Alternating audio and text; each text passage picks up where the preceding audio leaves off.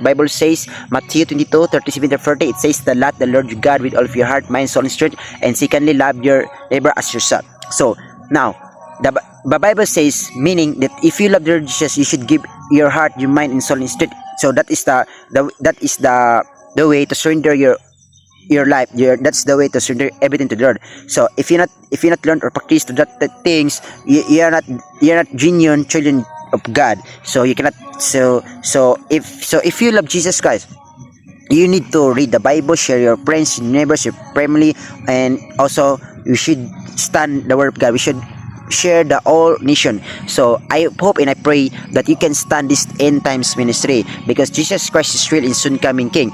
And secondly, you need to love your neighbors as yourself. So if how you can love yourself, I know most of people nowadays, they always love yourself. I know you need to love yourself. You need to care yourself, because if you're not care yourself, how we can continue to love you, right? So you need to love yourself. You care yourself. So how you can care yourself, how you can love yourself, how you can change your body, how you can I know you do everything for yourself, because there's a person waiting for you. There's person waiting for you to love you to and I cannot control your mind. I cannot control your thoughts. I cannot control your feelings. I cannot control, because you're one only person doing yourself. But if you love Jesus Christ as yourself, if you love Jesus Christ with all of your heart, mind, soul, and strength, if you love God, you should also love your neighbors. You should love your friends. You should always love, despite they help you, they hurt you.